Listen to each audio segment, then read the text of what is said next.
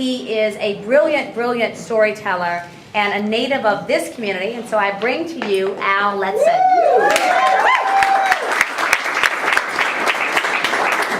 Hello, hello, hello. You guys hear me okay? Yeah. I didn't want to be outside because, I don't know, I felt like I could see better in here. My name is Al Letson. I am the host of State of the Reunion, which is heard on 89.9 here on Saturdays at 2, I think. Just to be really clear, I'm not representing State of the Reunion. I'm representing Al Letson because Al Letson believes in this cause. But I will say that with State of the Reunion, recently I went to Salt Lake City, Utah. Does anybody know anything about Salt Lake City, Utah? Mm-hmm. What do you know about Salt Lake City, Utah? Mormons! There's a lot of Mormons in Salt Lake City, Utah, and they passed a human rights ordinance. That's all. The Mormon Church supported it because they felt like everybody should have the same opportunities, even if they don't specifically agree with certain things, which I think says a lot about Utah. It's a beautiful place. Couldn't live there. It's beautiful. Anyway, I've been performing in Jacksonville for, we just got done working on a new poetry episode, and I started going through that episode, calling all my old performance friends to find out what they were doing so I could work out. Anyway, you can check out that episode. It's on statereunion.com, blah, blah, blah. But as I was doing it, I realized that I've been performing in Jacksonville for 20 years. Wow! Long speech in one of my State of the Reunion episodes, and my editor went through and cut it out, because that's what he does. That's his job. But I gave this whole little monologue about the word tolerance. And I hope that what everybody gets from the Gay Straight Allies campaign is not the word tolerance. Because to me, tolerance is the worst word in the English language. I feel like I don't want anybody to tolerate me. If you have to tolerate me, don't. Please, let's just go our separate ways and not even bother with each other. Because tolerance, if I tolerate a pain in my back, it's because it hurts and I have to deal with it. But it's still a pain in my back. If you tolerate a bad smell in your house, it's because it's there, but it stinks. As a human being, I don't want to be tolerated, and I don't want to tolerate anyone else. I want to take people for who they are, where they are, and hopefully they take me for who I am and what I am. But I don't want to tolerate you. I just want to love you. I don't want to hold my nose and say I'll deal with you and be in the same room with you because that's okay. That is the most insulting thing to me, is to say to another human being that I tolerate you. I don't want anyone to tolerate me, please. If you have to tolerate me, walk away, and we'll just wave from distances. It makes, in the travels that I've done with State of the Reunion, I've gotten to see America in this very unique and different way than I think most people do. Because I think what happens is that we live in our communities, we live in Jacksonville, and it's so easy to think that the entire United States is just like Jacksonville, as crazy as that sounds. People in their mind, they begin to believe that. They feel like this is what the rest of the world is like. And literally, every time I go to a different place, I sort of get reset on what America is. I was in the Espanola Valley in New Mexico, and I was talking to this woman, and we were talking about water rights. And I said to her that, I think this whole thing with water rights is interesting, and I hear you're struggling, it moves me. And I say, because, in Florida, we don't really have problems with that. I can go down to my neighborhood and people are watering their grass and rain falls out the sky and it's not a big deal. And literally in the middle of that interview, she wept like a baby. And I felt so horrible that I was the cause of it. And she cried because she said that in America we believe that my water is my water. But actually, my water is her water, and her water is my water. And we all share this planet together, and therefore, we're all interconnected.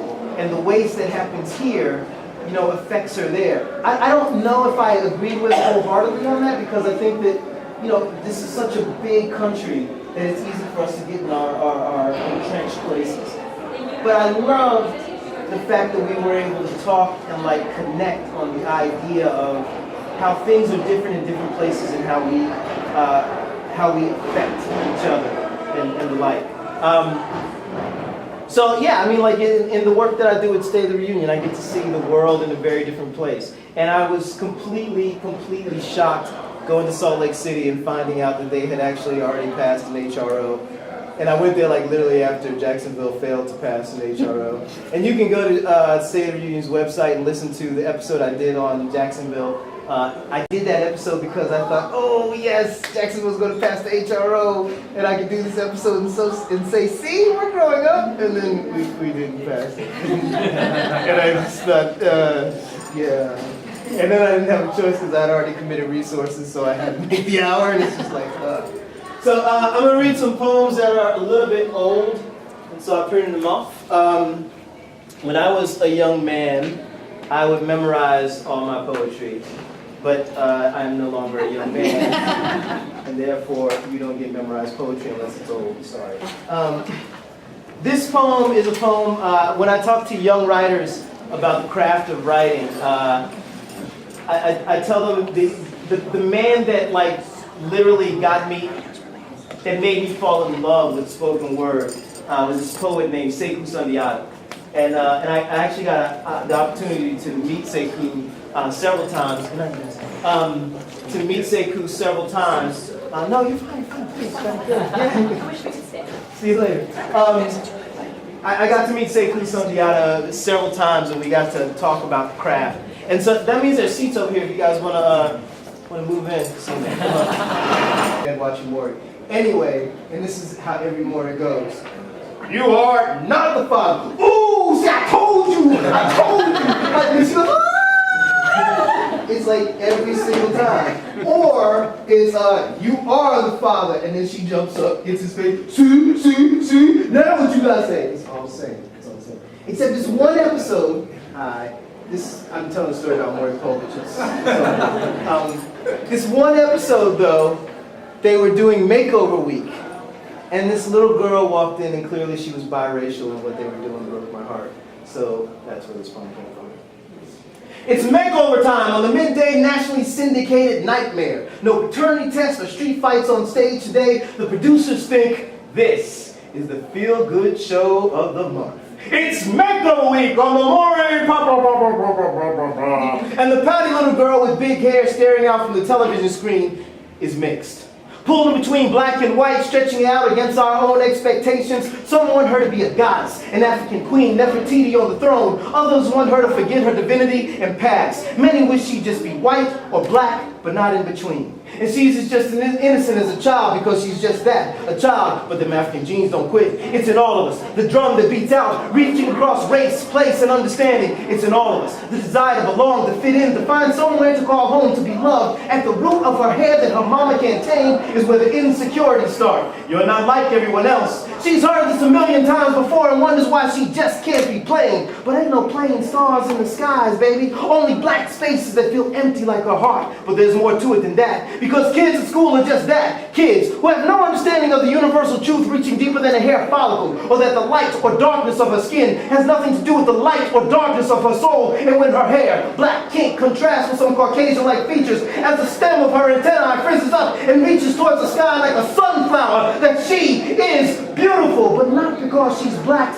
white, or somewhere in between, but because she is a child of God. But she doesn't know that. And when some folks see the God in you, all they can think to do is crucify. Chop you into pieces, put you in the boxes, easy to label for mass consumption. Straighten your hair, honey, and everything will work out, but it don't. Black mothers will tell you, for generations, the ongoing war with the kink, the nap, the BDB, they are old as slavery and as new in the morning, armed with hair grease, perms, and straightening combs. Skirmishes break out all over the country in the early morning light as little black girls prepare for schools. Their mothers, grandmothers, sisters, and aunts wade through African forests of hair, fighting the little insurgent guerrilla kinks. Sometimes the naps win, sometimes they lose, but they never, ever die. They just come back to fight another day. But for now, the tide has turned, her hair is straightened, makeup applied, and she's happy.